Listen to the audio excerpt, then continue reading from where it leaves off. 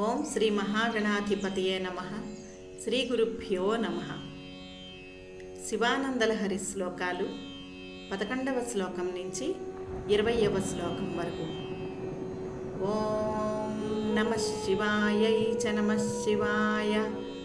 నమః శివాయై చ నమః శివాయ, నమః శివాయై చ నమః శివాయ. వటుర్వాగేహి వా యతిరపి జటీ వా తదితరో నరో వా యః కశ్చిద్భవతు భవ కిం తేన భవతి యదీయం హృత్పద్మం యది భవదధీనం పశుపతే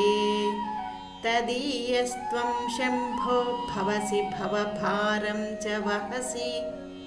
గుహాయాం గేహే వా బహిరపి వనే వాద్రిశిఖరే జలే వా వన్హౌ వా వసతు వసతేః కిం వద ఫలం సదా యస్యైవాంతఃకరణమపి శంభో తవ పదే స్థితం చేద్యోగోऽసౌ స చ పరమయోగి స చ సుఖీ అసారే సంసారే నిజ భజన దూరే జడధియా భ్రమంతం మామంధం పరమకృపయా పాతుముచితం మదన్యః కో దీనస్తవ కృపణరక్షాతి నిపుణః త్వదన్యః కో వా మే త్రిజగతి శరణ్యః పశుపతే ప్రభుస్త్వం దీనానాం ఖలు పరమబంధుః పశుపతే ప్రముఖ్యోహం తేషామపి కిముత బంధుత్వమనయోః త్వయైవ క్షంతవ్యాః శివమదపరాధాశ్చ సకలాః ప్రయత్నాత్ కర్తవ్యం మదవనమియం బంధుసరణిః ఉపేక్షానో చేత్ కిం న హరసి భవధ్యాన విముఖాం దురాశా భూయిష్ఠాం విధిలిపిమశక్తో యది భవాన్ శిరస్తద్వైధాత్రం నన ఖలు సువృత్తం పశుపతే కథం వా నిర్యత్నం కరనఖముఖేనైవ లులితం విరించిద్దీర్ఘాయుర్భవతు భవతా తత్పరశిరశ్చతుష్కం సంరక్ష్యం సఖలు భువి దైన్యం లిఖితవాన్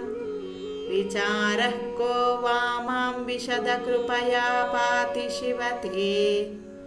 కటాక్షవ్యాపారः స్వయమపి చ దీనావనపరః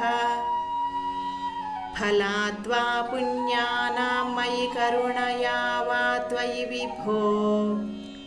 ప్రసన్నేపి స్వామిన్ భవదమలపాదాబ్జయుగలం కథం పశ్యేయం మాం స్థగయతి నమః సంభ్రమజుషాం నిలింపానాం శ్రేణిర్నిజకనకమాణిక్యమకుటైః త్వమేకో లోకానాం పరమఫలదో దివ్యపదవీం వహन्तస్త్వన్మూలాం పునరపి భజన్తే హరిముఖాః కియద్వా దాక్షిణ్యం తవ శివమదాశా చ కియతి కదా వా మద్రక్షాం వహసి కరుణాపూరితదృశా దురాశా భూయిష్ఠే దురధిపగృహద్వారఘటకే దురంతే సంసారే దురితనిలయే దుఃఖజనకే మదాయాసం కిం న వ్యపనయసి కస్యోపకృతయే వదేయం ప్రీతిశ్చేత్తవ శివకృతార్థాః ఖలు వయం సదా మోహాటవ్యాం చరతి యువతీనాం కుచగిరౌ